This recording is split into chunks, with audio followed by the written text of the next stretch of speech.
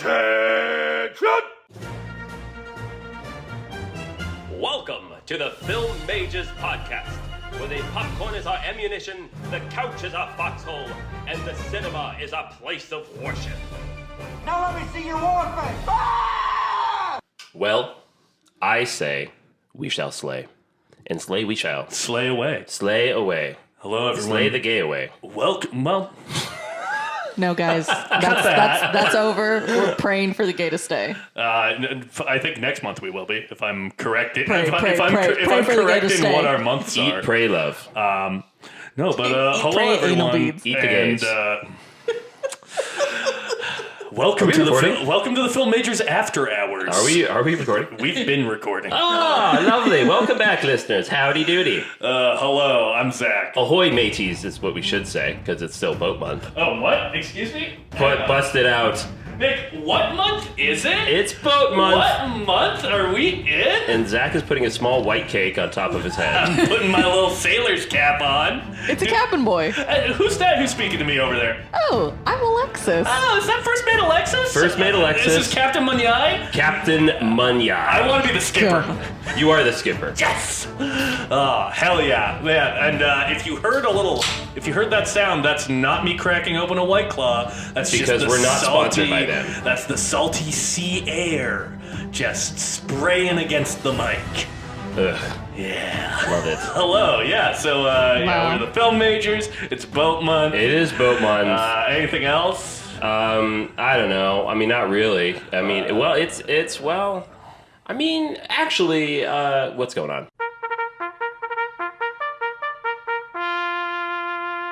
I left so much room I know. for somebody to jump on that. And it did not work. Oh, boy. Oh, man. Yeah, so, yeah. What is going on? What is going on? Alexis, what's going on with What's you? going What's on, going Alexis? on? What's that shit under your eye? Come on, man. You're such a fucking dick. I have no words for you right now. Way to fucking call that out on the... I mean, to be fair, I actually don't even see anything. There's actually nothing you there. heard the conversation. I just that heard it in happened the other where room, Alexis and I was wiped her like- eye and was like, oh, Yeah, no, my I'm wearing eye was mascara. like kind of burning, so then I just like wiped both of my sleeves across both my eyes, and I was like, oh no, I had makeup on earlier. And then I was like, oh shit, maybe I should just wipe it off. And then you poked at my insecurity like a dick fuck. But it's fine. A dick you fuck. know? That's new. That's a new one. Dick fuck. I haven't heard You haven't dick heard that fuck one I before? haven't heard those two I'm put trying together. I'm trying to keep it nice and loose, and just some Keep it fresh, keep it improvisational. Exactly. We gotta Exactly. play with it. We gotta Right. keep the medium fresh. I don't really want to play with him, but We don't have to. Oh, please, play. Nobody has to play with each other. It's water play. Okay, don't Water do water. play. It's water Please don't- play. Please stop doing water play. Well, speaking of water, Yes. Sequel? Did you watch The Way of Water again? No, but I took a little vacation. Oh, where'd you go? I just, I was feeling kind of worn out, so I popped on down to the beach that makes you old. Oh, you saw that movie? I'm feeling, and What's that called? my joints have been Is kind of this called hurting old? lately. It is you've just been called feeling old. my boy M. Night Shyamalan. Yeah, and M. Night what? Shyamalan? Shyamalan. Shyamalan. Shyamalan. Ding dong. No, we don't need to do that. Shyamalan. That's hack. Shamlam. So, I gotta be honest, I kind of really enjoyed Old. I have think to- Old's I have never really seen fun. I think that if you are bothered by, like, Old the... people? Well, if you're bothered by old people, you're going to be terrified. Okay. Interesting. But if you're bothered by, like, kind of the, like, stilted, kind Old of very people? direct nature, Okay. of M. Night Shyamalan's dialogue. Oh, you mean the bad delivery of bad dialogue? I see. I think it works here. Okay. I think it's very intentional. I don't think it always works. Okay. Shyamalan's pretty hit or miss for me. Yes. I agree. But I think that in his, like, lately, he's kind of leaned into what I think he's good at, which is making, like kind of Twilight Zone adjacent B movies. Okay. And I think I haven't seen any of his recent stuff. I think a lot of it's very good. Knock at the Cabin. Very good? Well, good. Okay, good. Okay. Knock at the Cabin I thought was good to almost very good. And Old is in some ways a worse I'm movie. enjoying the spectrum right now. Old, not very good. It's good. I don't want to effusively praise a filmmaker who, like, at best, I feel like tends to make movies that I give like a 3.5. Right. But Old was one of those. Yeah. Nice. I enjoyed Old quite a bit. Okay. It's really great with its horror sequences. What was the movie he did with James McAvoy? Oh, Split? Split. I like Split quite a bit. Yeah, okay. I enjoyed Split, actually. That was fun. That was a good even though I have not seen Unbreakable, I haven't seen... Is it Glass? Yeah. What are they called? People kind of hate Glass, but No, I've heard that. I liked Glass. I think that people didn't like Glass because it didn't give them, like... Yeah. A traditional superhero movie, right? And I'm like, is Which, that really? I know, is that really what you would have wanted M. Night Shyamalan to give you? Interested in seeing it. I think even if you don't like him, he's a very interesting filmmaker, and I think enough. Old is him maybe like having the most fun he's had in his entire career. Cool. It also features my favorite cameo of his. Oh, okay. It's kind of ingenious. I really like it. Interesting. Cool. Yeah, so it's on HBO Max. Go ahead and check it out, Old. folks. Watch Old now. I also saw the one new release I saw this week, which was Guardians of the Galaxy Volume 3. Oh, you saw that? Yeah, I saw it. How would you think? It was all right. You know, I actually have been told that it is the most vegan superhero movie that ever been made, and I don't know quite what that does means. that mean? I don't know what that means exactly. But Zach, I said that, and you were like, "Oh, okay, I can kind of see that." No, that makes sense. What do you mean? I don't know if like vegan is necessarily the term I'd use, but like if you're an animal rights organization, Yes. you probably love Guardians 3. Well, okay, so I went to the vegan exchange on Sunday, and which, by the way, I know if you don't live in LA, this means nothing to you, but so many black-owned businesses, so fucking cool. I bought this super cool shirt there. Anyways, it was such a great vibe. But these people were talking about Guardians of the Galaxy 3. I overheard it, and they were like, that was the most vegan movie I've seen in such a long time. It's so cool.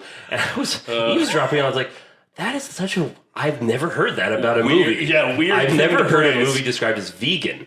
But, so it's just animal activism. Yeah, there's... So then you could say that takes Avatar, a hard line stance. The Way of Water, is a vegan film. You could say whatever you want as long as we get talking about Avatar: The Way of Water. What's his wife's name? Is it The one played by Kate James Winslet? Gunn's wife? No, James Cameron's wife. Oh. Who's in the movie that we're about to talk Oh, man, I'm blanking on it. I'll look it about? It's up. something Cameron. You don't say. I'm not wrong. You don't say. God You fucking don't. damn. So she apparently is a big advocate of plant-based diets, which Okay. I've been kind of exploring that more lately, and I gotta say, they're doing some pretty cool stuff with tofu. Susie Amos is her name. Susie Amos Cameron. I don't know if she took his last name. Didn't she? I don't think she did. She's Good for her. Listed on Letterboxd Don't as keep your Susie name. Amos. I love that.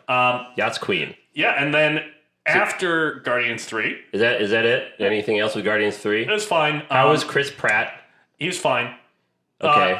I Who's the villain? Guardians 2 is like my favorite of all of the MCU movies. It's the only one that like genuinely elicits an emotional reaction from You me. know, I don't know if we've really talked about this on the podcast because we usually avoid MCU stuff Yeah. or just comic book stuff in general. Yeah. I love Guardians of the Galaxy 1. Yeah, good movie.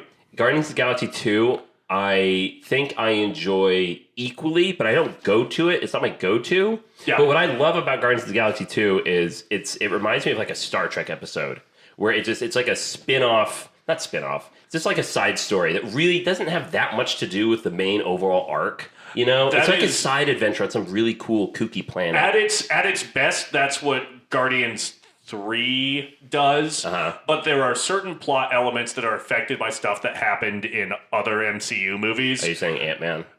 No, I'm saying the 2 previous Avengers movies. Oh. Which, by the way, weren't they setting up Jonathan Majors as like the next big MCU baddie? Yeah.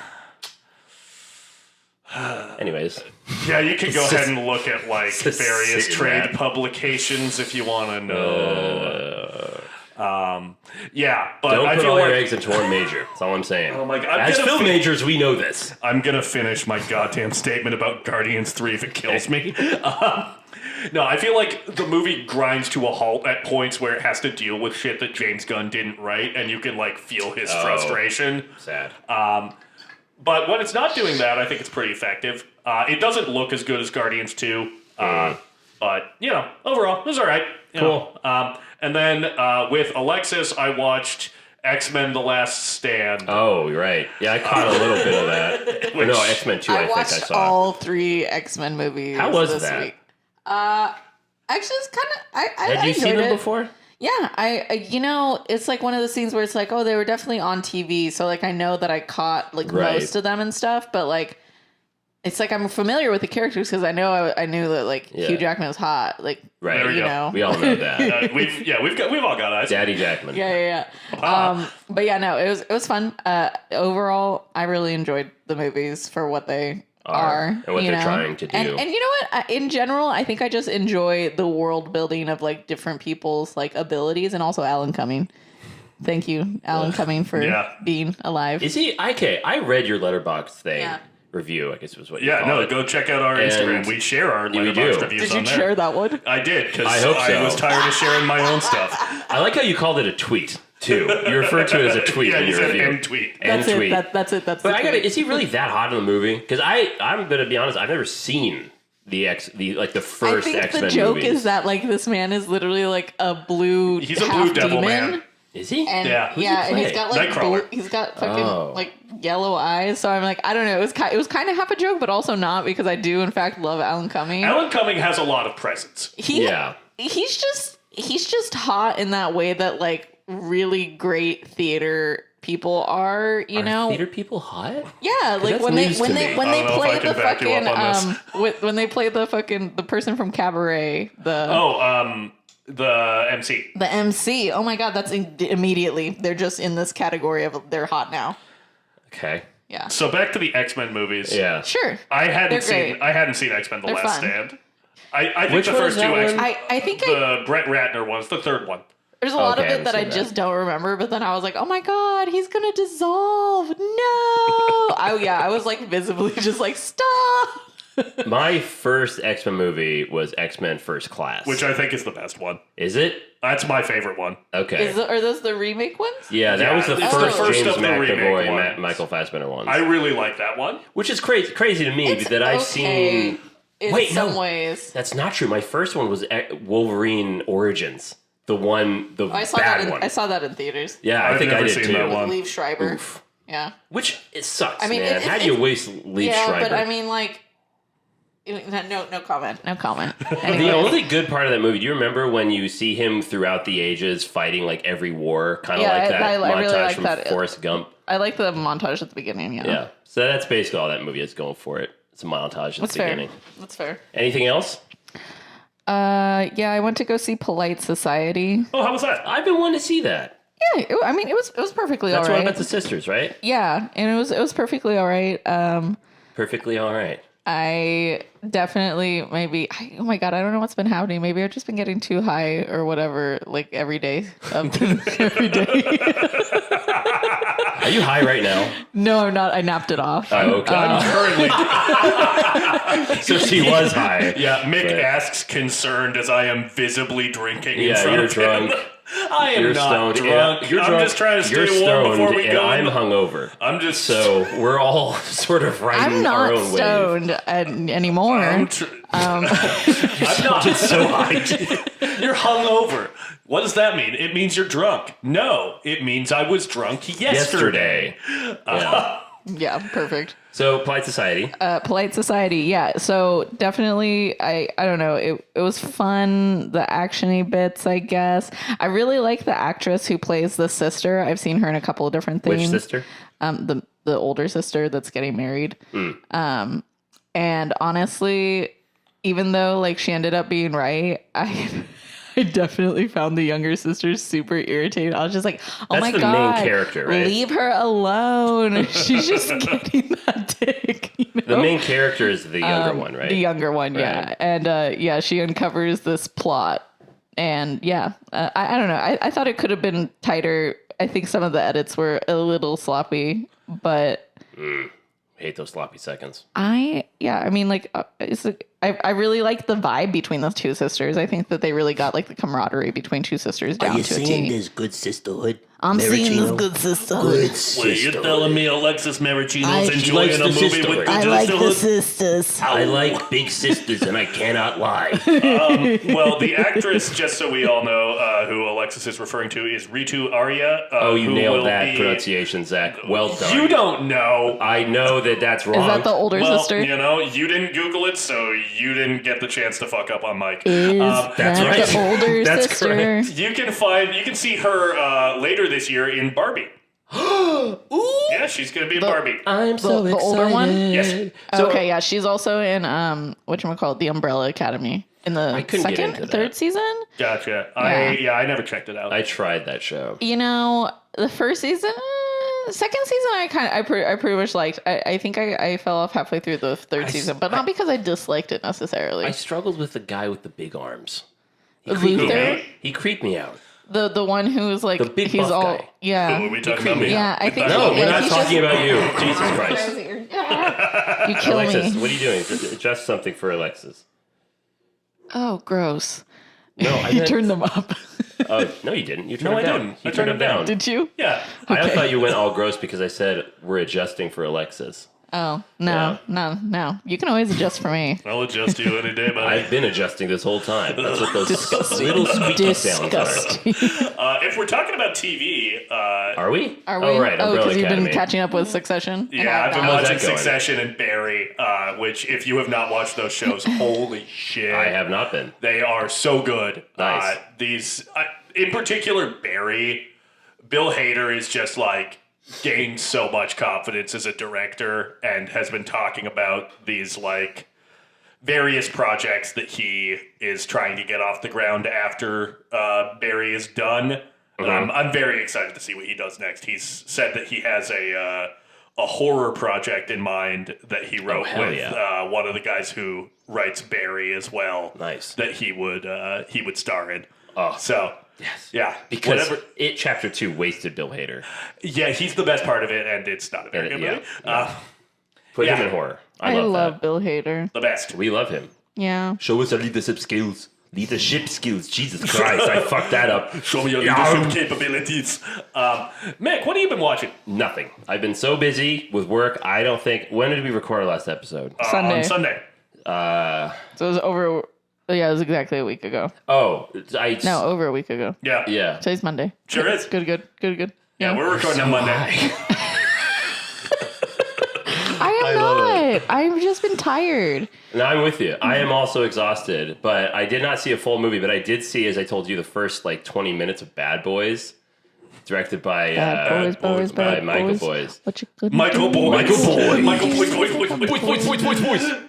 I found out that is a gangly white man the other day. I looked Michael up a Bay? picture of Michael Bay, and Yeah. I was like, "Oh, he's very tall and thin." You didn't know that? I never saw what he looked like before. I kept thinking he Now looked you like can't Michael unsee it. Moore for some reason. Because I kept, No, he's a frat guy for sure. yeah, for sure. Now, There's now even a now picture of him things- leaning up against a helicopter with like abs and shit. I'm like, what kind of director are you? Oh, you're the guy that directs Bad Boys and Yeah, all those fucking The Rock. and Ambulance. You're goddamn Yeah. right. But no, I just have to. Goddamn right, That you has directed such a Ambulance. good fucking soundtrack. I really want to finish Bad Boys because I'm like, oh, I actually might really fucking love this movie. Yeah. Because Michael everyone Bay's is a like talent. Bad Boys too. So I have to watch Bad Boys before I get to that one. And it's, I've seen this, but when I was like 8, so it's practically like watching it for the first time. Right. Yeah, the music, holy shit! Just the theme. Bad boys, bad boys. Well, that one What I'll you take or gonna do? leave.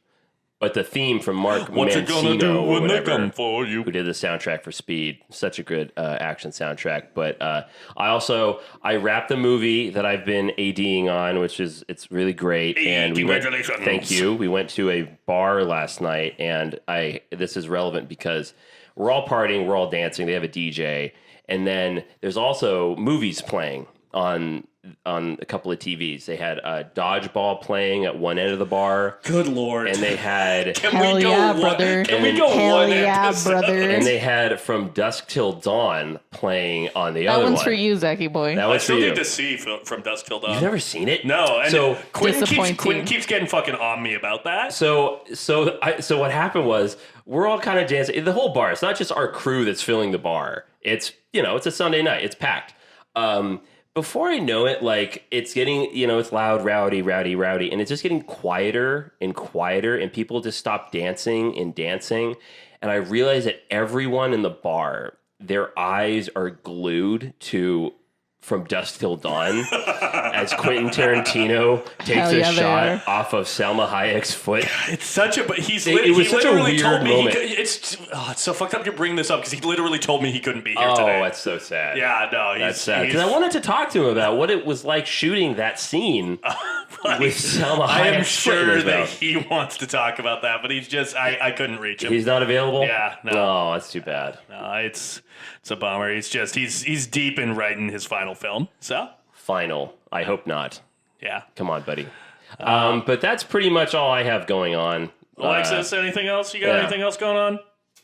I don't think so. I finally finished watching all of those short films for that film festival thing, screening those. So yeah. When is that Pretty film fun. festival? It's in August. I think it's August 18th to August 20th. Salute Your Shorts Film Festival Nice. here in I LA. love the name of that. That's great. What's your involvement with that again? Last year I volunteered and I was bartending for them, and then this year I'm a screener. So, Nice. yeah, You're a screen queen. screen queen. Hell yeah. Ha-ha. Screen Queen Alexis Avicia. Or Maricino. we go. Avicha. Let's go Avicha. ahead and hop out. Wait, hold on. One more thing. I finally saw Dune Chapter 2 trailer. Oh my god, yeah, film news. Dune We 2 have to trailer talk came about out. Dune 2. It go. would behoove us. This podcast is cultivating desert power. Yes, it is. Yeah. Oh yeah, the worm is spice the worm. And you might My think mouth feels very dry. very dry. Very dry. maybe you should sip some of the water of life, perhaps. I may Fill up just do that. Well, blessed be the maker and his water. That's what I'm always saying. Can we just talk? I'll let you guys have a moment. No, because I want to talk about Austin Butler. Sure, have a moment. Where are you together. going? I'm getting a drink. Oh, she's serious. I thought that was just a bit. I thought that was just a weird Oh my bit. God. She's actually getting water. I also thought that was a reference to Dune being dry. Yeah. I cannot wait for Dune I'm Part very 2. excited. Yeah. The trailer looks incredible. I love that they are not showing us Christopher Walken as the Emperor. Yeah. Florence Pugh looks fantastic. She does, and Austin Butler looks strange. looks like a handsome baby.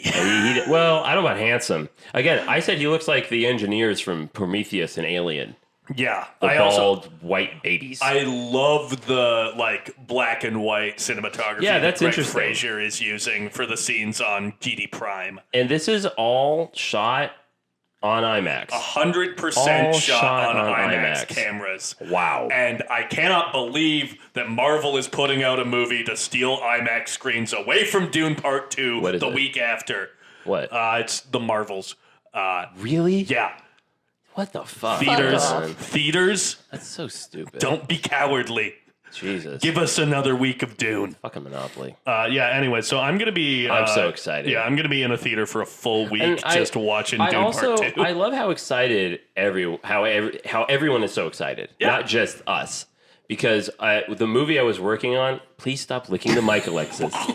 I was not licking the mic. I You was were. just miming licking the mic. To There's be fair, a difference. Yeah. And Zach returned. Please stop. It's disgusting. No. On set, we actually had a Dune trailer viewing. They paused production because the Dune trailer dropped and we all watched it. That's how important it is. And then also one other thing before we get out of what's going on, I want to share that little story I shared with you. I had a great moment this last week. We were shooting this scene that involved squibs and gunfire. It was a lot of fun. I never shot anything like that before. And there's a scene where a main actor has to like be holding someone who's dying next to a wall that's on fire, and that's all being done practically. And he was nervous. He was like, I just don't know, like, I just think it's going to be really hot. I just don't feel comfortable because I know the flame is really hot and I'm going to be close to it. And, the director and him are going back and forth. And finally, I'm talking to somebody else and I just hear the director go, okay, Tom Cruise hangs off the side of an airplane. You can be next to a wall of flames. It's fine. You can do this. And he ended up doing it. It was fine. So I just was so happy that I overheard a conversation getting shut down by someone pulling the Tom Cruise card. Invoking the name of the big TC. Yeah. Hell yeah. So, that's it. Let's venture on out of what's going on.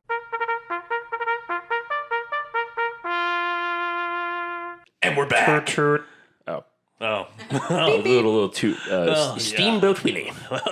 Did you say boat? Yes, I did. All right. You know what? I think we should get right into our broad topic. Let's get on into it. Broadly speaking, what is our broad topic? Broadly speaking, I believe it is, in the broadest sense, forbidden romances. Forbidden love. This summer, Kevin Hart, Jamie Foxx. You lost me already. Please stop moving the mic stand. Hey guys, I thought we were professional We can hear the podcasters. handling noise. And I can see the flickering of the lights over there. It's pretty. It's like a Pink Floyd concert. Oh my god. Alexis, what are some of your favorite forbidden romances? Yeah, Alexis, forbidden romances. You know who just does forbidden romances so well? Howard Hawks. Who the fuck is that? You should know as a film major. Yeah, that's true. He's a classic director. I don't know who that is. What did he direct? He produced The Thing, He for did one thing. produce The The Thing Thing. from Another World. Yeah. Cool.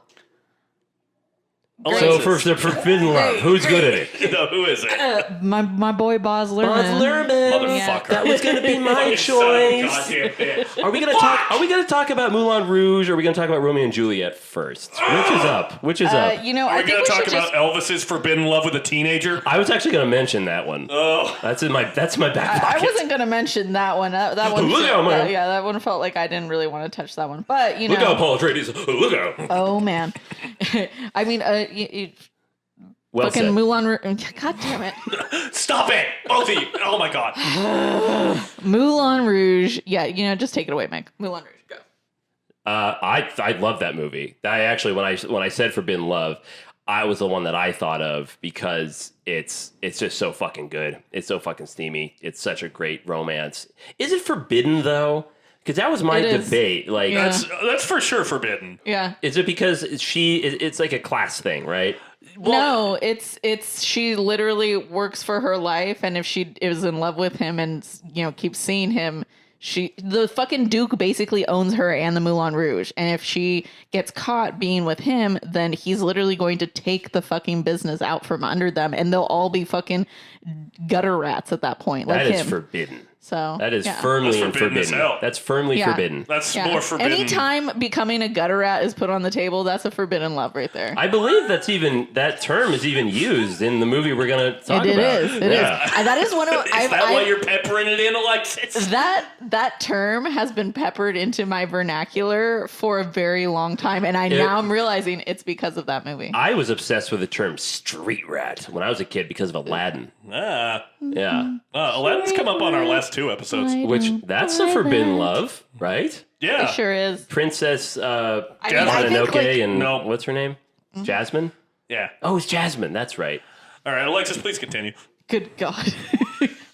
Okay. Well, What about Romeo and Juliet? yeah, Romeo. Okay, so Romeo and Juliet, obviously, sure. But if we're going with like renditions of Romeo and Juliet, I got to Yes. bring up Warm Bodies. Interesting.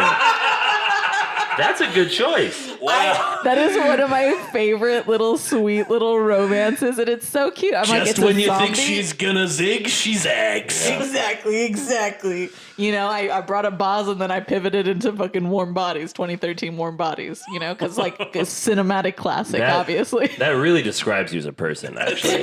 She That contains. sums it We up. all contain multitudes. Okay, We sure you do. can't pin us down. Alexis, I've never seen Warm Bodies. Who? You haven't seen it? No. It's It's fun. fun. You showed that to me, I know. actually. I did. Yeah. You didn't think that you would like it And I ended because up you were liking like, it. there's so many things that he's like, this is gonna be silly, and then he has silly fun. that Ah an- ha ha. That was a good impression. Is that what I say? I was like, gonna be Philly. if I wasn't looking over at But I'm the- having some Philly So- fun. listeners, just so you know, That was Alexis that was again, Alexis, by the yeah. way. That second one was also Alexis. Those are both Alexis. It's just her pitch perfect make Yeah, impression. one was a VTA, the other one was Maricino. No, War Bodies was actually pretty fun. It's surprisingly heartwarming, especially because of the comedian friend. Literally heartwarming. Yeah, that was Yeah. it was actually Zach. You should watch it. Yeah, it is actually very cute. I own it You'll on have some silly Amazon, fun. so we can totally just slip that on sometime. Put that on. We don't slip movies on. No, we slip them on. we don't slip them We slip on. and slide around them. We make sure that the right It's side. wet. It's a wet month. I can use the term It's not a wet month. It's It's a boat month. which is I inherently do the aquatic damp. metaphors here. Excuse me, there seems to be a mutiny happening on this ship. Woof. Fucking woof, dude. Jesus. I thought that was funny. Thank you. I got the first mate That back. makes one of us. Yeah. Again, you have the skipper's back. You're the first mate. He's Yeah. the captain. I'm the skipper, and I'm swabbing the poop deck. Yeah, you are. God. Okay, guys, wait. Edward Scissorhands. Yeah, that's a good pick. Yeah, she has a boyfriend in that, right? The Twilight Saga. Yeah, no, that was going to be my pick, actually. boy. is Twilight. Okay, yeah, no, once because again, we've all Edward gotta talk and Twilight. Bella is, oh my God. And then Bella and Jacob as well. Bella and Jacob, and then then also Jacob and Jacob her and baby. Edward. Yeah, that's true. Yeah. It's true. There's just so much forbiddenness happening in there. Yep. And I guess we can roundabout back to Romeo and Juliet and say West Side Story. Yeah. Yeah, that's another good one. Yeah, so this is, I was going to say that we've covered a couple of forbidden romances. We 'cause like that here at the Filmmakers. We do. We are titillated by it. We titillate. So yeah, Actively. we covered West Side Story. Go Yes, we back and did. listen to that episode. We did both versions, and Yes. then the other forbidden romance movies that I can think of that we covered were Jane Eyre, Pride and Prejudice. That's my go-to. And Bram I don't think Stoker's that- Dracula. Pride and Prejudice isn't a forbidden romance. It kind of is, though. No, it's not. It kind of is, though. It's not. Well, also, the website that I found, it listed it as number 1, so I'm going to go with It's not yes, a it is. forbidden romance. Well, what there's about- what nothing, about- there's what about nothing, tension there's happening? nothing keeping them apart except for fucking Lady Except for- Catherine de Bourgh. Yeah, and Lady she's Catherine just a is cunt. like, she literally says, I forbid it. Yeah, but she literally says, I forbid this. Therefore, it's And they automatically literally forbidden. no, that Yes. comes so late in the game. You can't Yes. say that it's a forbidden romance if that wasn't the fucking whole thing the whole fucking It's time. forbidden. I'm just thinking about. I forbid it. I forbid you to fucking have this opinion. I forbid you're forbidden. You're forbidden. Did she just forbid my forbid? I did. You don't forbid the forbid. This I is forbid. the fucking incredible content that you come to the film majors We for. should have the the. We should, insights. I feel like that should have the Seinfeld theme. Brokeback Mountain. Yes. Ooh, that's a good pick. I like how you're listing all of them. I still haven't seen Yeah, it. you're welcome. I haven't Oh, okay, seen but it. also my last choice is Anna Karenina. Anna Karenina. Karenina. Karenina. Karenina. What did you Karenina. Karenina. Karenina. Anna Karenina. That movie. Phenomena. That movie. Yes. Directed by Joe Wright, who also did Atonement and Pride and Prejudice. Wow. God, it's But the way yeah, it and circles around. I haven't guess who seen it Anna is? Karenina. It is Keira Knightley Again. and my boy Aaron Taylor Johnson. There fucking is. Wow. He plays the count, and that is a He plays the count. a spicy forbidden romance because she is married to Jude Law, but like Wait, in the movie? yeah, and Wait, he's like a priest-looking dude, How have I and not he's seen not this? cute. And I was like, how did you make Jude Law unattractive? But good job, you know? Yeah, like that's impressive. Yeah. Yeah, costume and makeup. Wow. Yeah, Well done there. the scraggly beard on that man that's giving very Russian. No, thank you. But, Karenina. Karenina. Phenomenal. Perfect. I've got one to bring up. What do you got? Want to bring up? I wanted to bring up The Shape of Water. That's a good one. What's more forbidden than wanting to fuck a fish, man? I learned that the hard way. Yeah, I'm sure you did. I'm starting to feel worried for Maurice.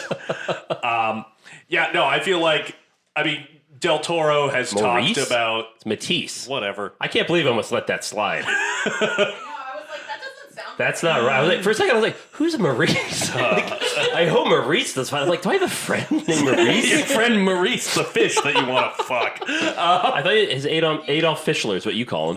That's what Mick named it, and I wish I he didn't hadn't. name it. I came back from Mississippi, and you're like, Adolf Fischler is fine. I didn't say that. I didn't say anything about Adolf. You said Adolf Fischler. Was that you or Jake? You said it. That's what you named the was fish. Was that you or Jake? I was trying to my be favorite nice. forbidden romance to watch? In the Mood for Love? That's a the good one that happens between you two. Okay, I'm glad you bring this up because there's nothing forbidden about this. There's nothing forbidden about this. I forbid it. I forbid it. I forbid it. I forbid both your forbid it just so forbids. that it's a forbidden romance. Well, now that you forbid it, I want to do it. No, I'm saying that I over here, forbid buddy. the forbidden. Let's do it. That's not forbidden anymore. That's sanctioned. Well, Alexis said And she I consent forbids to it. Well, she said, yeah, no, you have to consent. Someone else has to forbid. God, these maritime sea references where he says, Maritime marital sea references. Yeah. The other one that I wanted to bring up was Harold and Maude. I've never seen it. I don't think Not I've a seen bad that movie. either. I've heard great things about it, though. The young man's mom doesn't want him to fuck an old lady, but he does. I love that for him. Yeah. And then I feel like there was one other one that I was thinking of, but I can't think of it right now. I can't believe so you're not mentioning Lolita, you fucking freak. I'm not gonna. You're so into that Jesus. movie. You're so all the time. That's all he talks about. Stop slandering my He's a Lolita apologist. What the fuck? I just want to This state is it for not the okay. record. Okay, This is I not wanna- okay. I It's wanna- two things. Put on Two me. things. It's constantly Lolita, and then it's like, oh, Ed Helms is my guy. Oh my god. Man, I literally, both of those things so slanderous. They really are. He really just Jesus slapped you in the fucking face. Christ. Neither of these things are true. I don't know, man. You change your tune every time we're done with an episode. Like, hey, can we watch Lolita again? It's like, we can't watch it every night of every week. Jesus. It's like, well, why don't we watch the Stanley Kubrick version? It's like, oh, God. That is the only version that I've seen, and it's not very See, good. there he goes again. It always does it. I See? said it's not very good. It's the worst Kubrick movie I've seen. That's the worst Kubrick. Oh my god. Kubrick? Mick, or what enthusiasm? forbidden romances do you like? Both of you have mentioned most of them. Yeah, In the Mood for Love, Pride and Prejudice. Twilight was going Pride to and be my Prejudice does answer. not count. I maintain my answer on that. I don't maintain your maintaining. I Okay, maintain that it's well- forbidden. Move on. No. Move on Rouge. No. Yeah, Move on Rouge. Move on Rouge. That's funnier in my head. I enjoyed that. Okay. Is there any other ones? Is Forbidden Planet a Forbidden Love or not really? No. I You haven't don't even seen it. Shut the fuck up. I don't think so. Maybe a little bit. I mean, it Why? has You always have opinions on things you don't need to have opinions on. Why can't I? That's fair. That is valid. That's so. Yeah, that's that's like 100% the most valid thing valid. I've That's- ever fucking said What on she this just podcast. said is not forbidden. that's actually that's that accurate. might be like the elevator pitch of this podcast. Yes. No. Yes. That should be our slander or our slogan. Excuse me. All right. Alexis, what was the other one you were going to say? She's brought up all of them. Why does she always get them? Because I fucking stand on the goddamn corner of forbidden romances. I'm the one who reads fan I thought she fiction was like gonna all say, day, I every stand day on the All corpse right, well, about forbidden fucking love. forbidden romances. Okay. we gonna- we skirted over it, but you said Bram Stoker's Dracula. That's a good pick. Thank you. Oh, that is a good I've pick. crossed oceans Of of time time. in a boat because it's boat month. He did. That's Can't Valley Girl kind of be treated a little bit by like a forbidden romance? You know what That's a else could be true? fantastic pick. Thank you. Alexis Maricino in with the win. Exactly. God, Also, Moonstruck. all the way in there. If we're Moonstruck going does- Cage. Is that's that fair. a forbidden? Yes, she's sleeping with her fiance's brother. That's definitely a that forbidden love. So Yeah. forbidden. Is that forbidden? Is it forbidden or is it just frowned upon? It can be. That's it can the be thing. both. Okay. It can be fucking both. Okay, so that's actually, all joking aside, I'll play into the debate a little bit of Pride and Prejudice. So, maybe that's not forbidden, but it's a frowned upon love, like Moonstruck, right? I mean, technically no, because he literally has his own money. He's not under anyone's thumb. Like, technically, Lady Catherine de Bourgh, she can't do anything to him. She can't take away any of his money. So the only thing would be her opinion, which he clearly doesn't fucking give a shit about.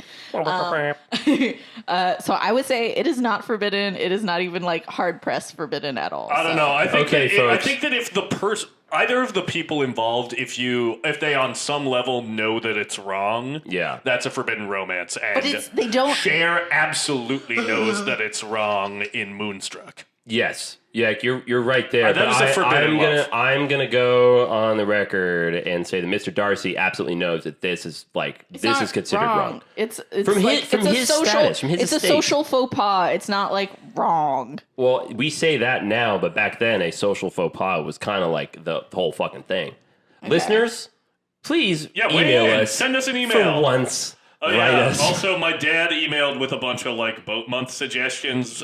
He is disqualified because he doesn't like the movie we're talking about. Yeah, he wanted to complain that Mick made it seem like he was taking suggestions, which I don't know if that's true. Was I taking suggestions? Because then Mick recently said that he has the whole month figured out, which he does. I do have it figured out. Well, we'll see. Anyway, I just realized what I have to decide at the end of this episode. Now I'm nervous. Yeah. Oh, God. Why are we talking about forbidden romances? I don't know. Whose idea was that? Oh, wait, no, that was mine. That was actually yours. It wasn't even mine. Yeah, that's true. Wow, but as soon as I saw that, and I was she came like, and ran with it. Yeah, and she started this episode like, oh, fuck, I forgot I had to think about things. Yeah, and then she brings it home. Yeah, because this is my corner. This is where I set up shop. This is where I work my corner. She's like, work your side of the street, girl. Exactly. Okay, again, that was Alexis who just said that. Incredible impression. Yes.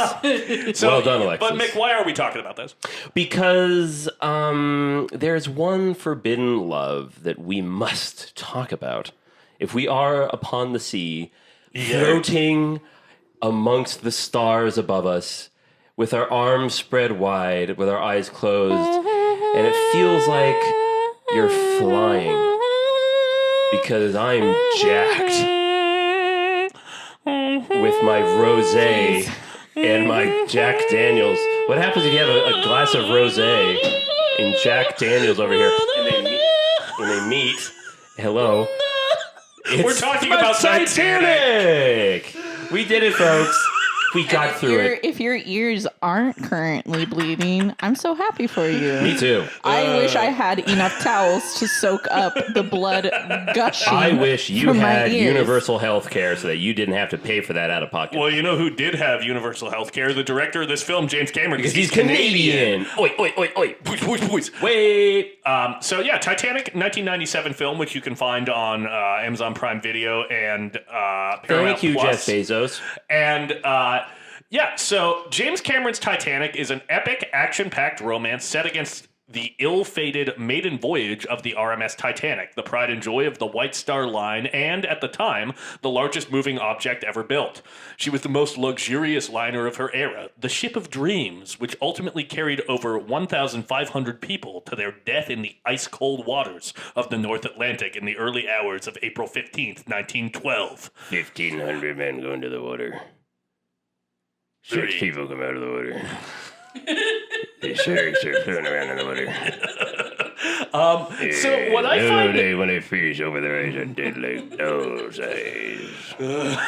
Find this shark metaphor. Captain Quint, you need to go ahead and go on back to the last episode. I'm here for the episode of Jaws.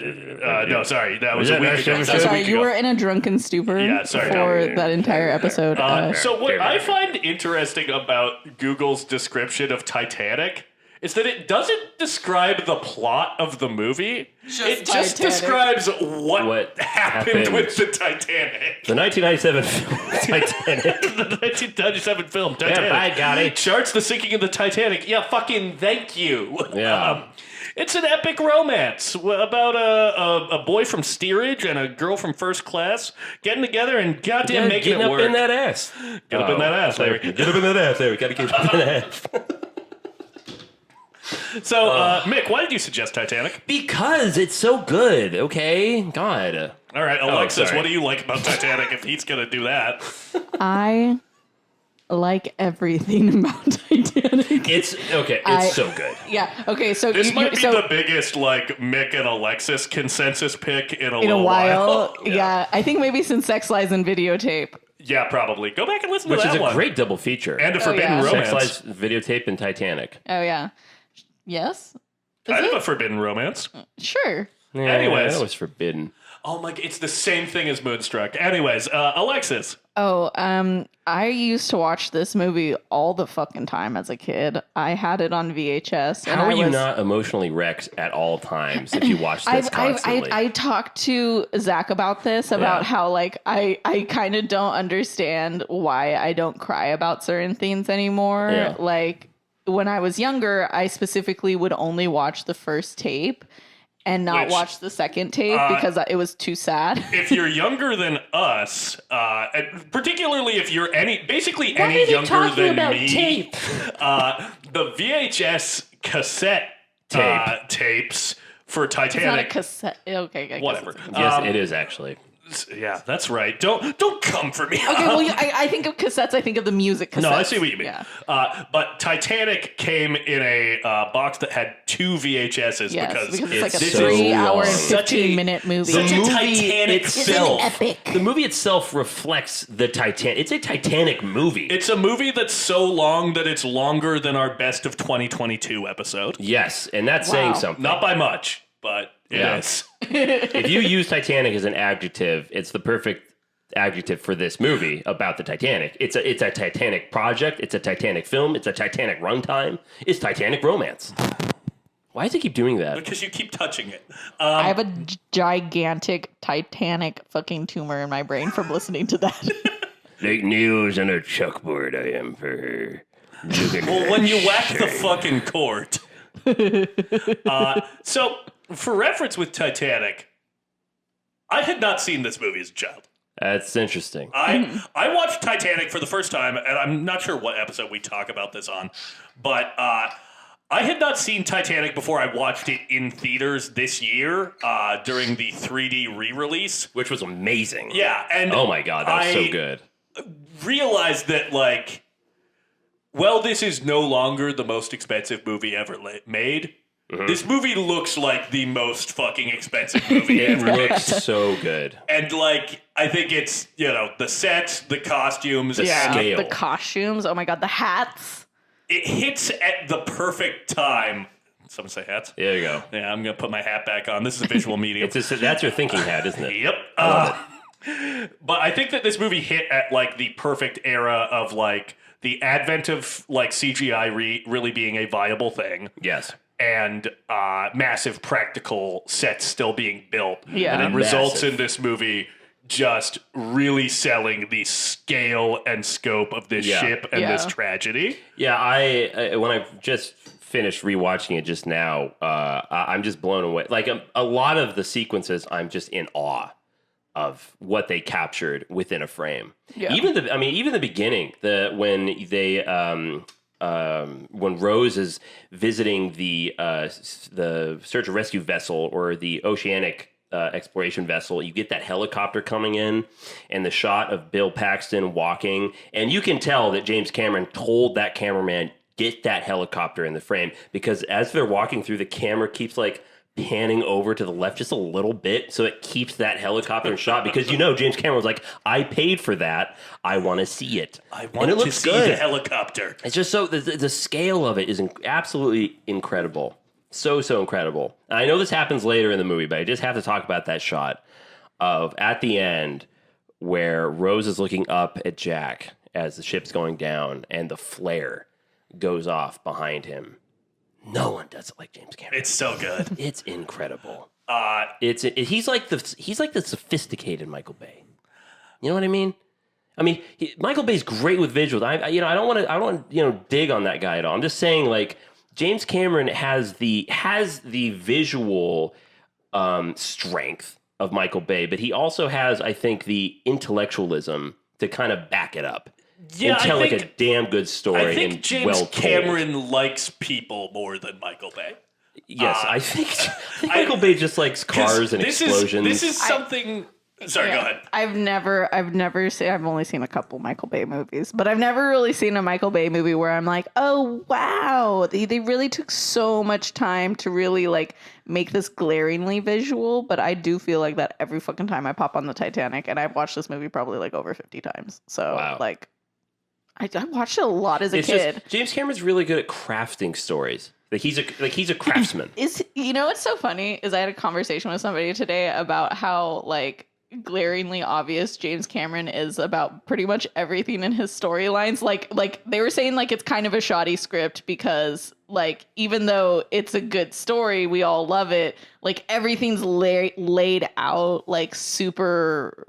I mean, there's not like brazenly. subtext. You mean like it's all just text? Like when we're introduced to the villains, it's there's no subtlety. That's what it is. He has very little. He's not a subtle man. No. And I mean, neither is Michael Bay. Let's be real. No. Neither of them are subtle very people. much cut from the same cloth. I guess if you're gonna compare to the two, maybe James Cameron has a little bit more subtlety, but there's not much. There's not much. And actually, that's another listeners. Write us in. Does James Cameron have subtlety? That's a great. That's a good question. Okay. I don't know how I would answer that. When Cal fucking does the whole something Picasso, I tell you, he won't amount to anything. Like you're just like, he's like, oh, and that guy's a dick. At least it's cheap. Yeah. That's very a dick. That's very true. So this is what I'm bringing to the table for this episode. I think I mentioned fairly recently, if not on the podcast, then in conversation with one or both of you guys. I'm going to go ahead and let you guys know the conversations I have with my friends off the podcast, not so different from the ones that are happening on it. Okay. I mentioned that Sam Raimi was the only filmmaker whose filmography I had completed the entirety of. Oh, was that a fib? That is now no longer true. Oh, James Cameron. I have now seen all of James Cameron's fiction feature films. That's right, because I walked in on your Piranha 2. I watched Piranha 2, The Spawning. Yeah, and I guess I walked in for the most exciting part of the movie. Yes, so it's kind of unfair to call that a James Cameron movie because the movie kind of got taken away from him by the producers a little bit. He didn't have final cut. But one thing that I noticed, even in that movie, is like he sets up characters that are not necessarily nuanced, but like even in a movie that is kind of a boring mess and poorly edited, you understand who these characters are and their motivations so that when you get to like the third act climax and shit's going down and you see people running by, you're like, oh, I know who this is. I know who this is. And I noticed that too. Yeah. I think that Titanic calls for that. Like you have to have it's James Cameron's greatest weakness and greatest strength because like Fabrizio, who I have brought up before, who is my boy. could only be more Italian if his name was Tony Pepperoni. Yeah, we've seen this actor in other things, right? Danny Nucci? Yeah, because he's in another good boat movie, Crimson Tide. Okay. And his real voice, he's like from Jersey. Like he talks like this. Yeah, he's Italian, but he's New York Italian. That James Cameron was like, no, it's got to be more. Like I need to be able to not understand you. Like that was his direction. But like you get Fabrizio in like the first act going like, I go to America. I'm gonna see the Statue of Liberty. And I really wanted like the America song from West Side Story to start when he says that. Anyways, I'm going to America. Like the whole thing is a big musical number in the docks of Liverpool. My hat. It would have been fabulous. My point about this though is that when you get to the third act, you know who Fabrizio is. Yes. Like you remember, he is stuck in your mind now. Yes. Same thing with Tommy, the Irish dude. Tommy. It's like I know Tommy. His thing is that he's Irish. Yes. Because he's the one that tells us. Someone's like, oh, this is English built. And he's like, no, it isn't. It's Irish built. They built this in Ireland. It was like 2,000 built Ireland. with strong Irish hands. Or excuse me, Australians, I guess they built that. It's right there. That was a bullet that just hit the table. We live in Van Nuys. They fly through here sometimes. Oh my god. Yeah. It was. I totally lost track of the point.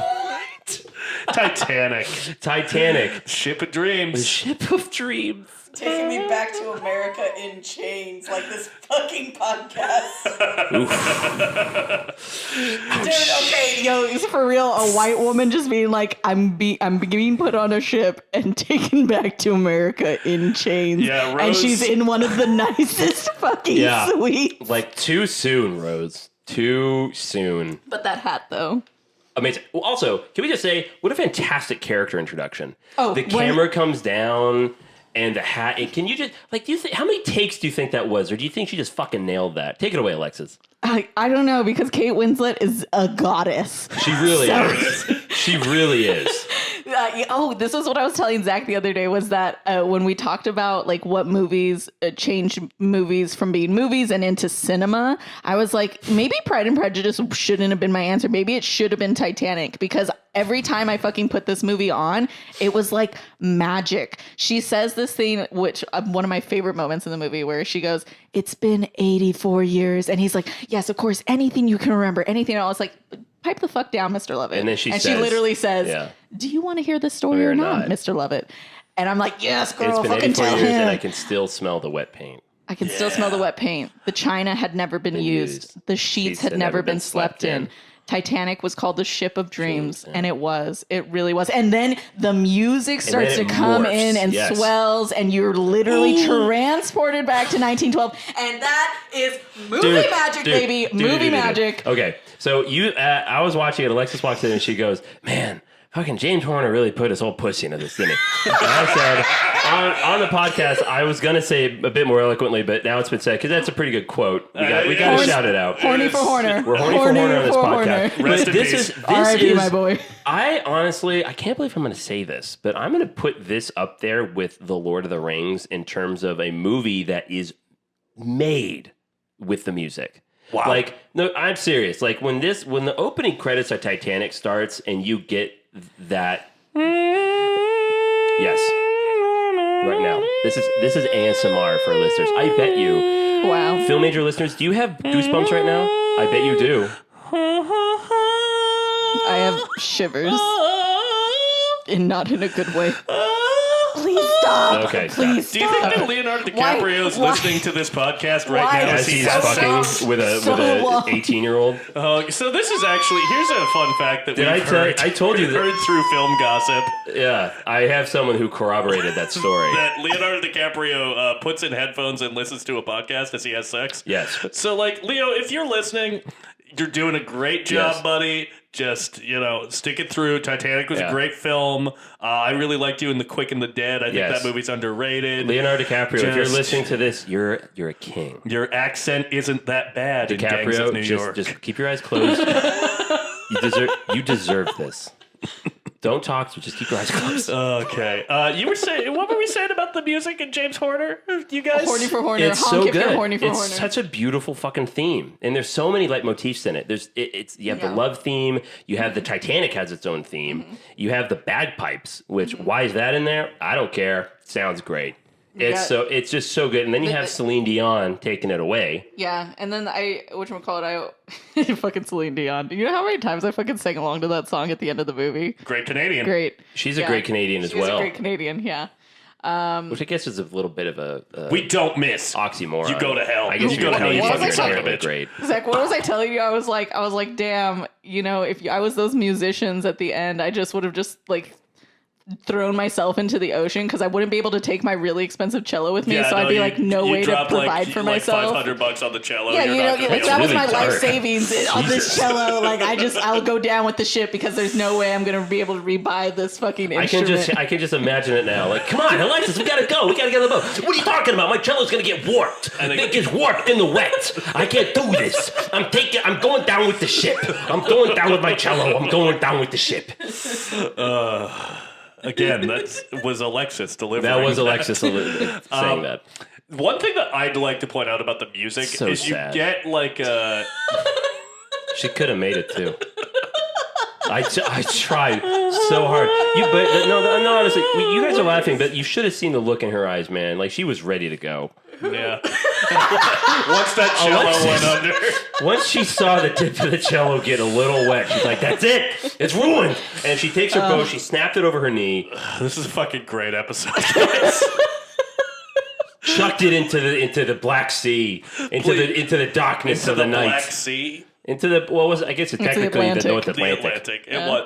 What did I say? Apparently, we did need to read the description of what happened when the Titanic sank. Yeah, because apparently it wasn't in the Black Sea. And also, I thought they cast off from London, and they didn't. The boys from Liverpool. They're from Liverpool, and a fantastic record. Great record. I should know, because I'm the Beatles.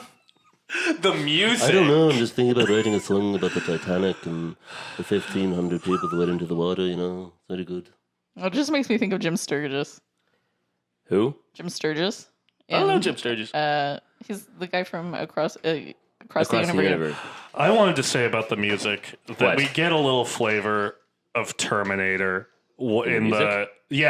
you get like kind of the What like part? metallic clanking that sounds similar to the Terminator soundtrack when Yeah, I the did boat think it is was- going down. Yeah. It's something that I noticed for the first time on the Terminator soundtrack. You know what I also noticed? I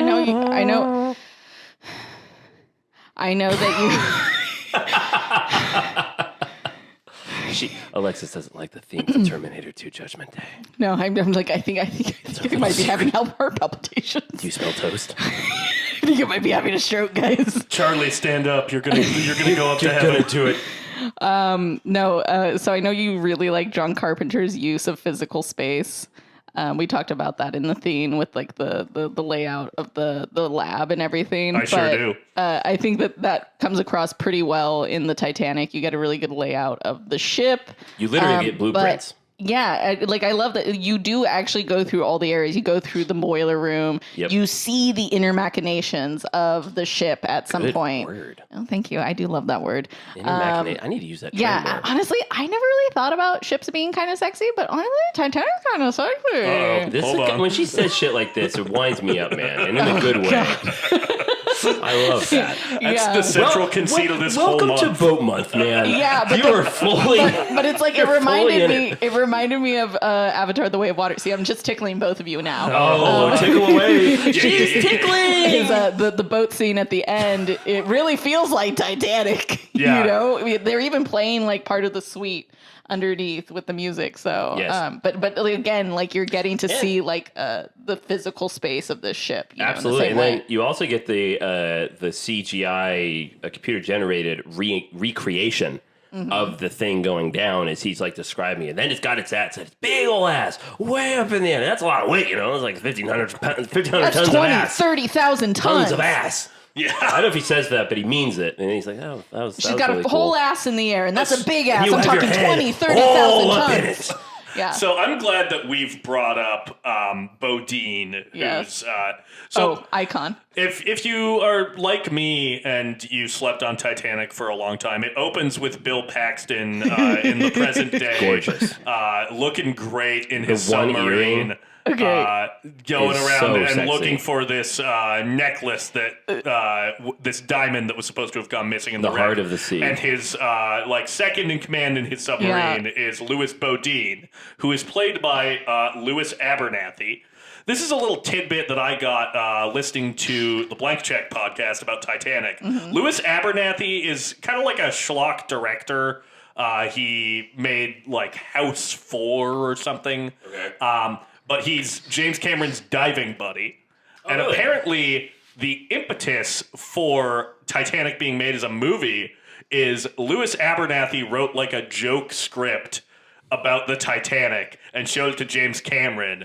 And then they were kind of talking, and Louis Abernathy was like, yeah, but like, why has no one ever made like a really great Titanic movie? And that just lit the fire under James Why would Cameron's you say that in ass. front of that man? So, Also, that's a very easy question to answer. because it seems Because it's fucking impossible. Well, Yeah. we thought it would be.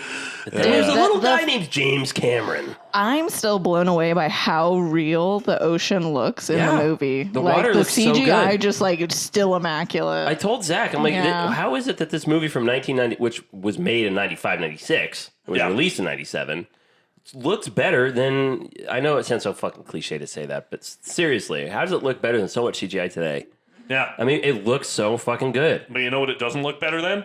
Avatar: Way of Water. You're correct. Yeah, and it's Yeah. because James Cameron He knows how also to did fucking that do one. it. Yeah, no, yeah, he runs Yeah. the fucking show. He runs the game. Yeah, he also had like 2 decades to really fine tune that shit. Goddamn right.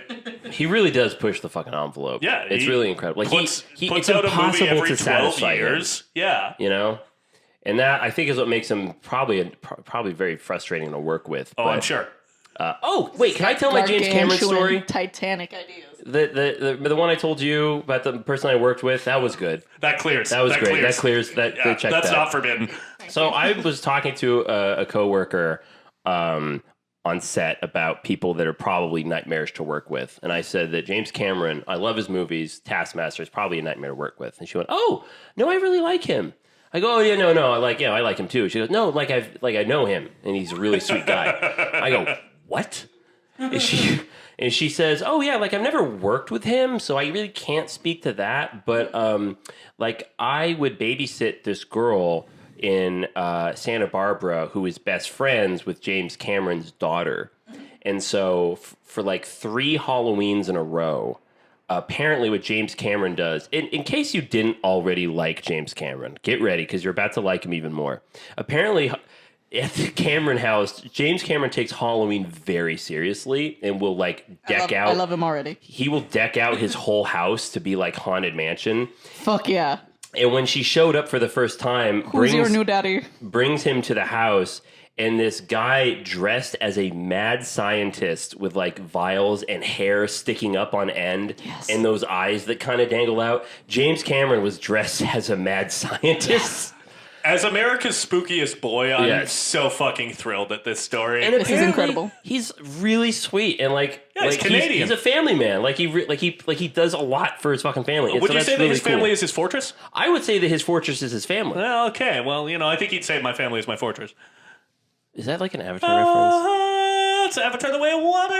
Actually, there's a moment. There's a moment in Titanic where he's flipping through the illustrations, and she goes, "Wow, you really see people, don't you?" And he goes, "I see you." I wrote it down. No, me too. I wrote that down too because I felt like Leonardo DiCaprio from fucking Once Upon a Time in Hollywood. I'm like, I'm pointing at this. Hey, he said it. He said the thing. I see you, Rose. Jake Sully.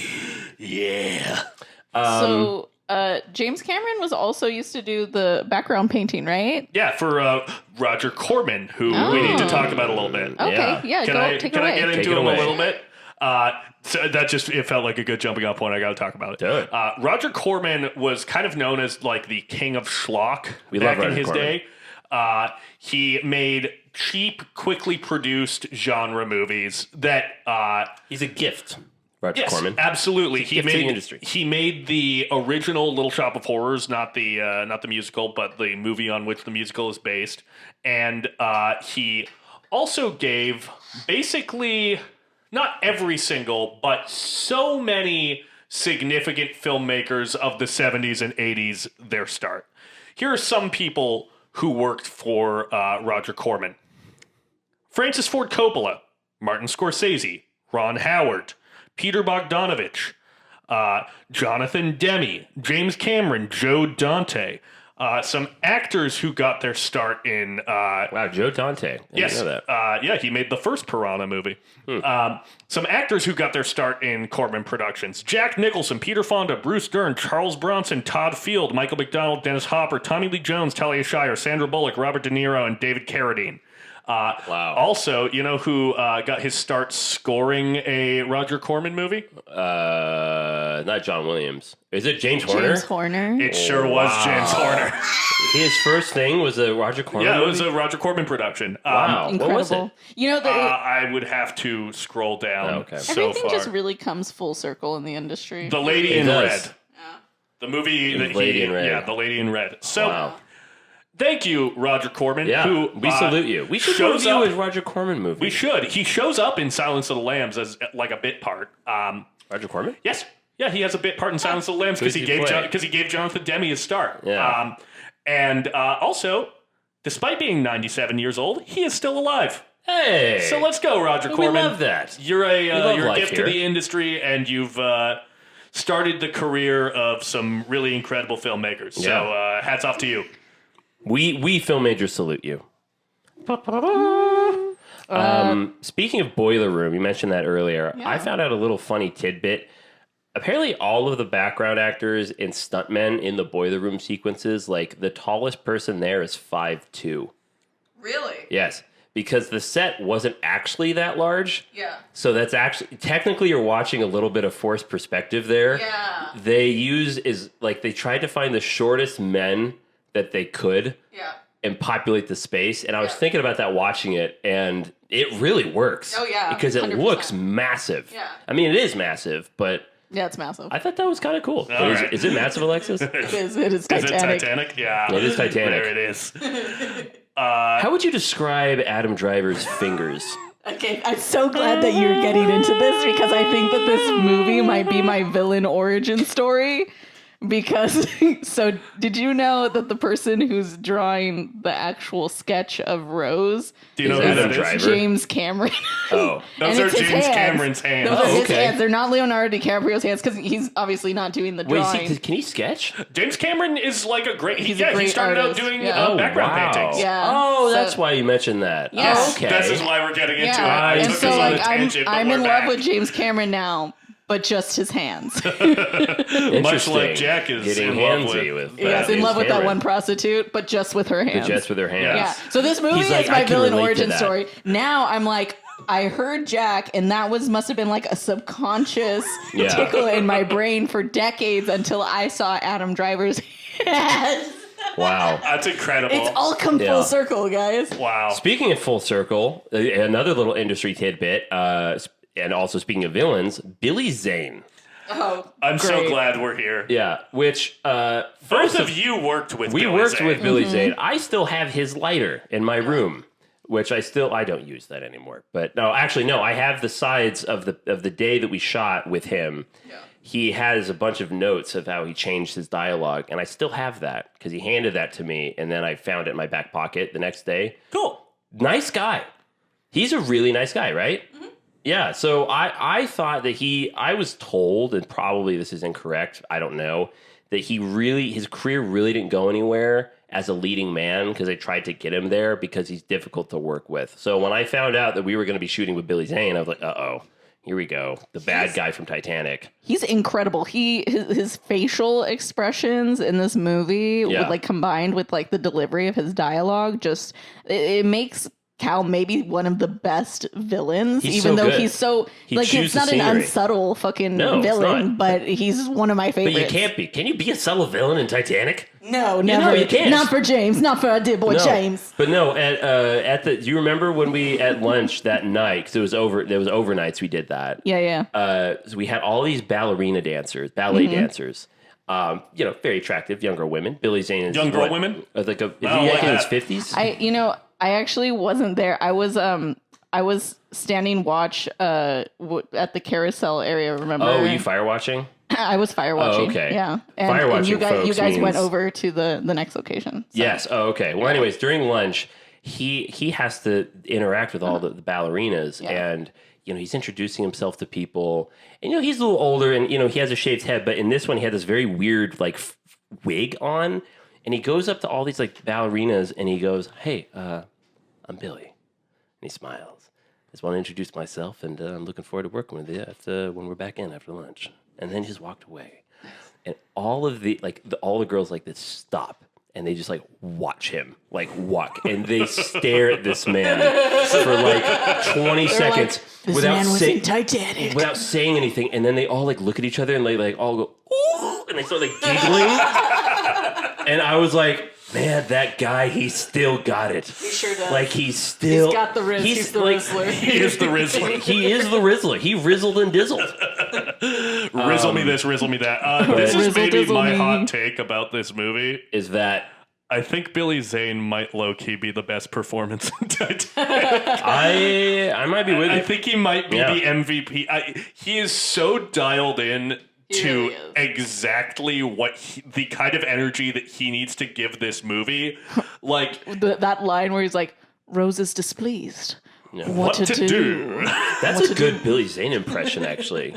That was pretty good. Alexis, have you seen this movie a few times? I think she's seen I it. think maybe a handful of times. I can neither confirm nor deny whether or not Zach was getting irritated with me with the amount Constantly of times I quoting was. It was kind of like me describing to Zach when you sat down and watched Blazing Saddles Oh, with yeah. me. So I can't wait for one of you to have to watch like Who Framed Roger Rabbit with me or Yeah. something. Yeah. A movie that we will eventually cover. So We help me should. God. Perfect film. Talk about great blend of effects and shit. Yes, but Billy Zane in this movie, Yeah. like, you can ding the script for not being subtle or Which whatever you I think is a want. mistake for the record. Yeah, I don't think you need not to everything needs to be. Not everything needs to be subtle. Yeah. And Billy Zane is the exact flavor of Yes. like arch, like smug, Yes. entitled rich boy prick. That a movie that is largely about like the Class effects, issues? the effects of clash during the sinking of the Titanic. So Teacher, good. It's teacher, call exactly on what it me. needs. Yes, Maricino. Oh, okay. So in addition to talking about the use of physical space, it reminded me a lot of, you said Parasite and I said Snowpiercer, but how you move through physical space and how that communicates class. Yes. Yeah, this movie's just like fucking littered with that. It's perfect with that, actually. Because even, I mean, the set design's different. Yeah, especially The because like architecture of the boat's different as you go down. When the boat is starting to go down, everybody who's in the lower levels immediately knows that something's wrong, but they Yeah. literally can't get to the surface because they're being prevented. And They're then being you have sealed off. Yeah, and then you have everybody who's in in their suites and stuff, and they're like, "What was that?" And it's so beautifully lit in those corridors. You Right. could never guess that anything wrong was happening. Yeah. And so it's very representative about. The poor people always know when it's fucked up and they're first. so preoccupied know? with something as stupid as trying to arrest Jack. Yeah. Meanwhile, all of this shit is going down. That's something this movie's really, really good at, is leading into the disaster. It feels really anticlimactic. Like it's Jack and Rose, and all of a sudden the camera pans up, iceberg. And then it happens. Righted. And then it dies down a little bit.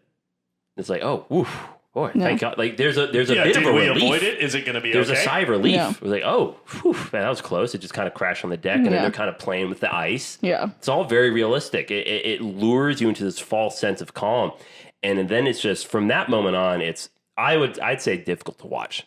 I mean, it captures the disaster. When the second tape began. It's so fucking horrific, and it's so sad. I mean, man, if you can watch this without fucking crying, I dare you. Like, I fucking dare you. I'm not going to give you a pass because, I mean, you've seen this like 50 times, so maybe it doesn't hit you every time. But, like, Zach, you've got to...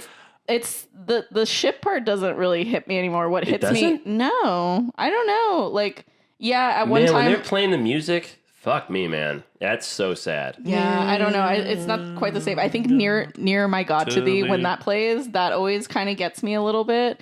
But it's always the end when she meets Jack again, like after she falls asleep and, essentially like we assume she dies, right? And she's reunited with Jack. You mean in the vision? Yeah, The vision. Right before Her the dream. credits. Yeah, her in a dream. That makes me tear up still, though. I've never even considered that what you just said, that she died in that moment. Oh yeah, I totally thought that's what it's Yeah, supposed to be. that's what I thought. I've always just thought it was just a nice I thought little that she moment to end on. returned her heart to the ocean, And then she wow. passed. Yeah. Okay, I've never Yeah. read it Because that way. as we all know, a woman's heart is an ocean of secrets. That's right. I've always As said we that. know. I've always You've said been that. saying You it. have been We've saying that for a long forever. time. You know, Come on, if there's buddy. one thing I know about women, it's that their hearts It's are an ocean of secrets. Boys. Don't finish that off with boys. What was I I going to did, say? though. Oh, so I'm just gonna- yeah, the sorry. disaster sequence. Another really interesting. I don't know if it's really interesting, but I read this little bit of trivia. So the scene where they're and it pisses me off with the boats. Like it's so fucking frustrating. Like the boats only have enough to supply half the crew. They don't And even have then- enough. They don't have enough lifeboats. and then they because don't even fill them. Like I saw a boat with 12 people in it. Like that's so infuriating. If a movie can Victor piss you Garber is off, so good in that scene. he's fantastic. But that scene where the guy, the guy who's like trying to prevent men from getting on the boat, women and children getting on the boat, Murdoch? he pulls. Apparently, James Cameron told not Murdoch, the other guy, Oh yeah. Okay. told these actors to in these scenes just like think as the background actors as subhuman. Just don't even interact with them before we shoot. And I want you to, like, it's none of that dialogue apparently was written. Yeah. He just wanted to see what they would do. Yeah. And they kept doing take after take after take, and it's really becoming quite chaotic on the deck. Yeah. And the actor with the gun goes, "Stand back or I'll shoot you down like dogs." And then cut. And James Cameron like ran to set and went, "That was fantastic. Yeah. You need to say that again." And the actor went, "What did I say?" Wow. He didn't even. Oh my god. He didn't even register it. Like in the heat of the moment, he was saying that, and that's the take they use in the movie. That's a performer Incredible. who's fucking dialed Wow. in. Yeah. Another thing that I love about fucking Big Jim Cameron himself, of which there are many things, and he really needs to be praised more because he's only made the highest grossing movie of all time twice. But I love that every single villain of.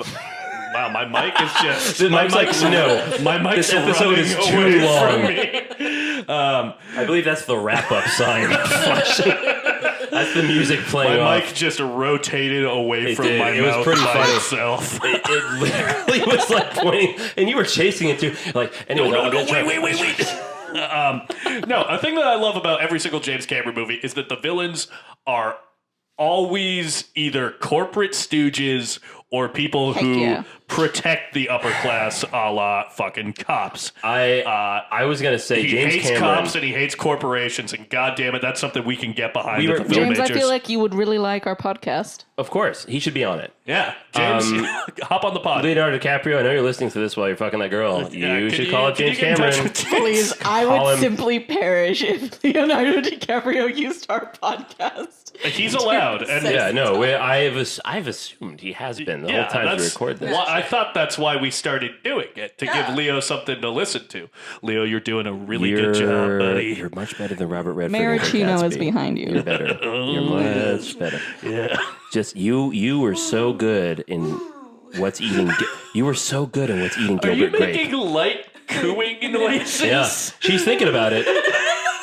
She's thinking about what's going on right now. I'm desperately uncomfortable. Do your Gilbert Grape voice. She'll love it. Alexis, Stop. go coo if you're in danger. Yeah. Uh-oh, she's cooing. She's either excited or very nervous.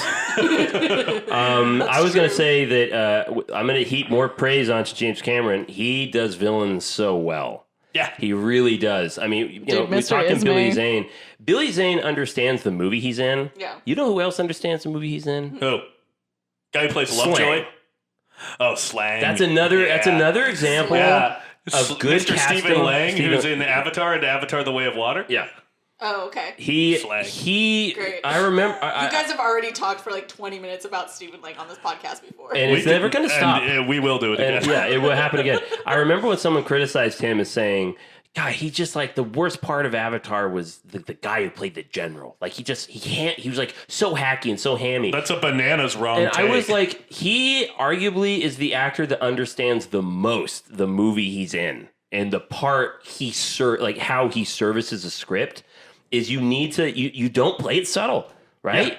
And Billy Zane he does that. And that's And good. Lovejoy's the goon. And that's good casting. Yes. Yeah. That's good casting. It's good writing. So James Cameron, I got to tip my hat Man to. that turns into the Terminator by the end. Yeah, Lovejoy, who just kind of becomes the T-1000. What is going on with your mic? It's trying to fucking get away I from think me. we should wrap up the episode. Should we be done? How long are we? We're at like an hour 20. Okay, we can wrap it up That's pretty not that soon. bad, I Yeah. guess.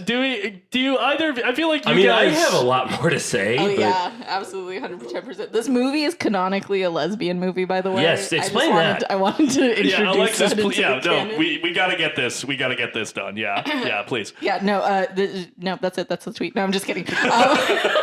This movie's a lesbian movie. Anyway, Leo was just pretty well known for being like relatively like he kind of androgynous looking in some movies, like like Romeo and Juliet and Titanic are kind of like big examples of this like look that many lesbians today kind of model after, like with the hair.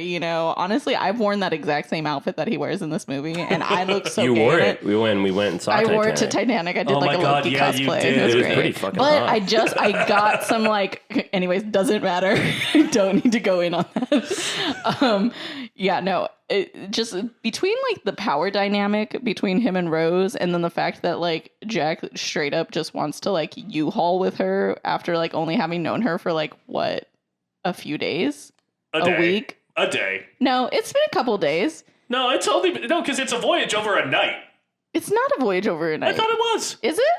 I feel like it takes place like literally. Why are there beds if it's over? Well, I It mean, takes place over the span of like a night, right? I thought it Titanic. takes like a few days to go. How many days does it it's take? multiple days. Yeah, I thought it was Okay. like a week almost. Oh yeah, I'm no. Googling this. Yeah, Zach, that's really stupid. All right. I was like, just there's say. no way that they would have made it. sea dog, I'll tell you. It take many a day to cross the Atlantic. How many especially days by did steam. Titanic? Okay, it sailed for 4 days. That's a mighty long time, ye be. Yeah. Okay. I 4 said, like, days. okay. But like, so she tries to commit suicide one night, and then there's a whole nother night that they go out to dinner. Yeah. And then there's a whole nother night when they have sex. Yeah. So it's Which already is the 3 same nights. night. Which is night. the same night. So okay, So it happens on the third So- night because okay. they were trying to get Yeah, there the but fourth so night. basically 72 hours has gone by and this man is like, run away with me. And that is the gayest shit I've ever heard. Oh, absolutely. You know, It's super like gay. he was literally ready to U-haul that shit. Yeah. Anyways, I worked on a yeah. squid boat in Monterey. I'm like, okay, lesbian. Yeah, the most lesbian Yeah, thing I've ice ever heard. fishing, working on a squid boat. being from Chippewa Falls. Yeah. That's gay. Hello. I'm just seeing rainbow. That's all I'm seeing. Oh Then my I worked at god. the Tier Okay, of Santa so Monica. also, this was not my idea. I won't say whose idea it was, but I would like to introduce this into the vernacular. But Leonardo DiCaprio. Well, it's DiCaprio? Lesbonardo DiCaprio, but I don't know who said that for the first time. Lesbianardo. Lesbonardo DiCaprio. Was it DiCaprio. Leonardo? Lesbonardo. Lesbonardo DiCaprio. DiCaprian. Man, Good lesbian. what do you have to say about Titanic? I'm fucking done. Lesbonardo DiCaprian. We know you're listening to this. I don't know. There's naughty obviously little there's so many good lines. There's so much of the ship that is just pristine looking. I don't know. I fucking love the scene in the middle where they're having a party when he's like Yeah, literally man, like, you want to go to a real party? Yeah, poor And I'm people like, party fuck way yeah. better than rich people. Hell yeah, they do, especially when they have like an Irish jig band. Yeah. Let's just end the episode there. Like that should be the last thing that's said. Jesus, Mary and Joseph. We go out like Sopranos or just cuts immediately, especially with the Irish jig band. I wanted to note that when "Put Your Hands on Me," Jack is said, Alexis made a noise that kind of sounded Did she like coo? No, it sounded more like a balloon, like losing its air and going around the room. It was kind of like Did she make the sound with her lips? she did. She did not okay. fart. That would be I know that that would be a we're- weird time to just rip ass. Put your hands on me, Jack. She's like, wrong oh, with you guys? What is wrong with We're you a guys? highbrow I podcast. had that building up for a while. I did. Yeah. Why she sounded like that, I'm not sure.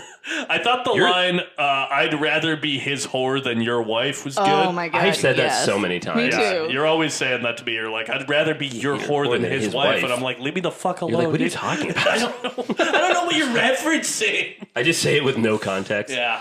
I have to say another little thing, which is very sad. But at one point, there's a shot of a dad putting his baby girl into the boat with a mother, and says, "Don't worry, it'll only be for a little bit." It's only for a little while. Only for a little while. Only for a little while. Daddy's That- going on the other boats. It's the That boat for daddies. that is a line that was used specifically because a survivor of the Titanic No.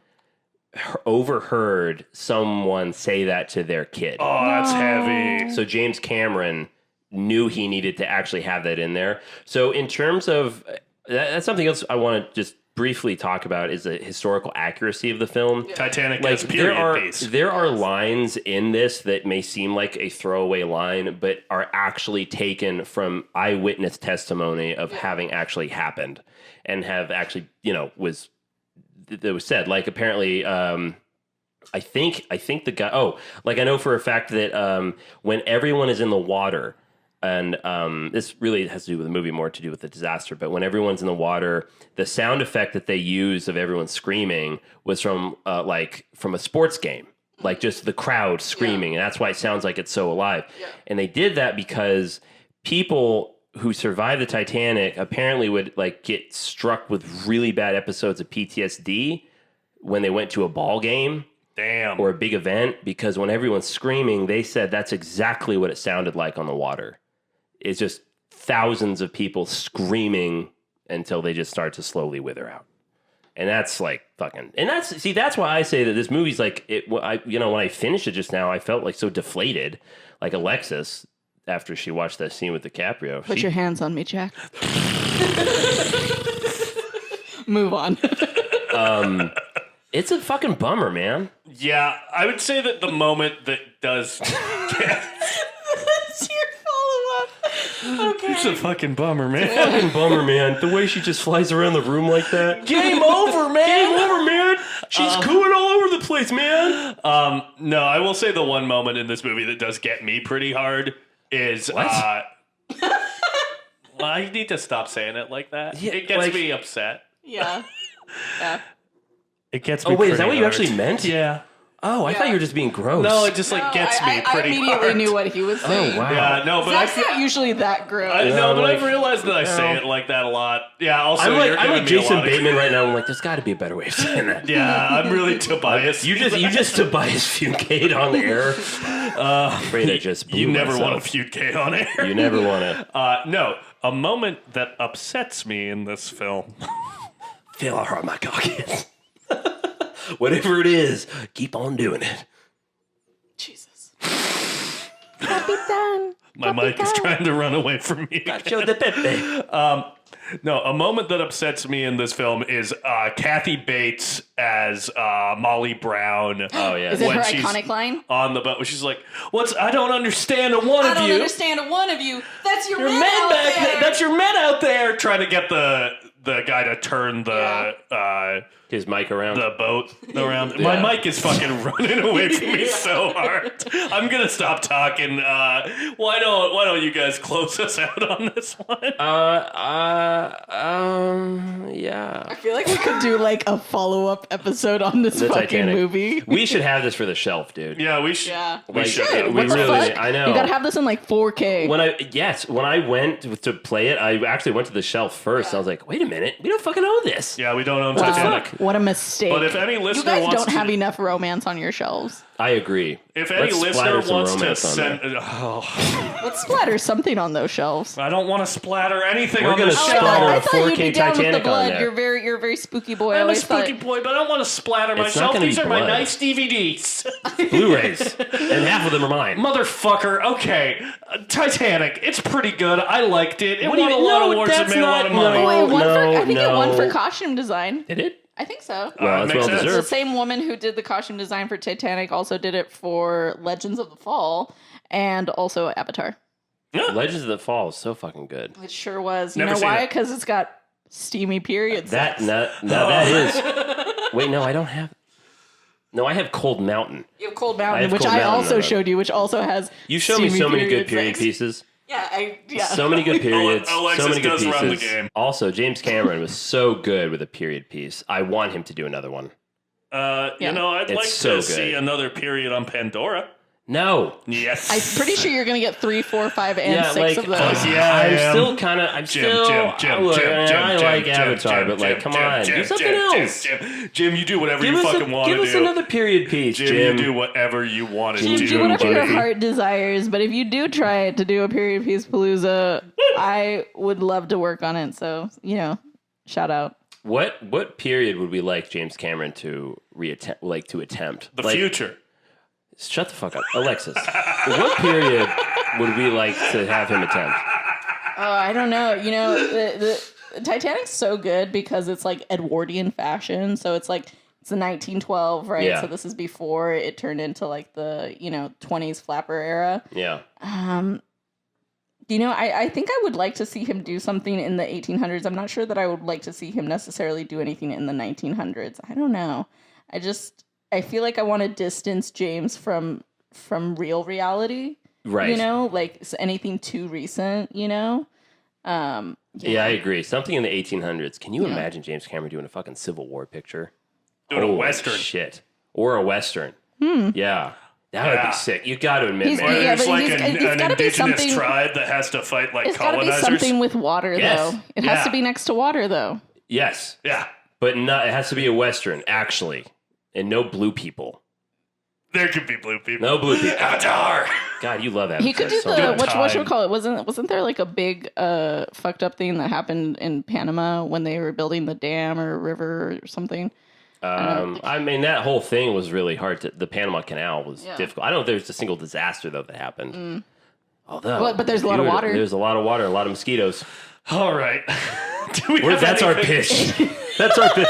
So there's a lot of water We're gonna and a lot of we're squavy. gonna workshop it, and we're gonna get you We're a gonna pitch workshop deck, it. Jimmy boy. All right. Yeah. Anything else on Titanic? No. Zach, why do you sound so disappointed? Yeah. Okay, We went off the rails hard at the end here. And when is that ever Zach, a bad I'm thing? so sorry. I'm You're sorry. always like sad. Fuck, That was a sounds great just impression. like me. That was actually Zach Holy just now. That was actually Zach just now. It's Beaker. Yeah, no, a few of you guys know this. But Speaking of Beaker, I think we should talk about our next film. I think we should too, Oh my Mick. god, did I give you the perfect segue because Yes, I'm you Paul did. Blart? You're welcome. Is that what decided it? Yep. All right, folks, buckle up because the next stop on our maiden voyage across the seas of cinema is da-da-dun-dun, da-da-dun-dun, da-da-dun-dun, da-da-dun-dun. It's Pirates of the Caribbean and Curse of the Black Pearl. Motherfucker. God damn it. Oh, I'm sorry. Did you not want to watch a Gore Verbinski film? I'm not that mad, but I'm a little Verbinski. sad because it means we're not doing Keira the other Knightley. thing. Come on, Jeffrey Rush as I'm Captain very Barbossa. excited. I don't know what to I say. know. I mean, it's a great film. I It's a love it. fucking great Keira movie. Knightley, that is my bitch. That is my girl. This, guys, I just want you to know we're going to have so much fun watching this. There's so many fun little tidbits about this movie, especially as another movie that kind of pushed visual effects a little bit. Should we? Yeah, we should just cover the first one. Let's just cover the first one. Yes, just the first one, Because guys. I it's so can't do it long, anymore. even though there's so much good shit to talk about the sequels. All right. But that's our next one. Where can you find it? You can find Pirates of the Caribbean, Disney Plus? The Curse of the Black Pearl on Disney Plus. You can also rent it on Amazon Prime or YouTube. As Mick said, directed by Gore Verbinski, stars Johnny Depp, Keira Knightley, Orlando Bloom, and Geoffrey Rush. This might be our first Jerry Bruckheimer movie. It might be. Which about time. have we not covered Gone in 60 Seconds? No, Crazy. I know. What a tragedy. Yeah. So this will also be our second director repeat. That's with right, Gore because, Verbinski, who the directed Cure for Wellness. The Cure for Wellness. Yeah. Wonderful. All right. Well, Well, yeah. You can find you can find us on Instagram and TikTok at Film Majors Pod. Are we on Twitter anymore? Did you pull the plug? I'm gonna delete the Twitter. You gotta I'm delete the pulling Twitter? Yeah, Twitter. It's a bad Why website. are you delete the Twitter? For a lot of reasons, but namely that Elon Musk is ruining the website He's ruining the website? removed dead naming trans people from things that are considered harassment. Oh, jeez. You should pull the plug on the Elon Twitter. Musk, you can fucking suck my dick, you Yeah, asshole. James Cameron, you are not. What? Yeah, no. That's actually high key true. I feel like Elon Musk thinks he's James Cameron. James Cameron is like, no, legit. Like, he's like the explorer billionaire that Elon Musk fucking wishes he was. James Cameron's actually an inventor. James Cameron actually explores dangerous areas. He is. That's true. I mean, Elon Musk isn't real- putting himself in any of his rockets. No, Which maybe he should, because the last one blew up. Yep.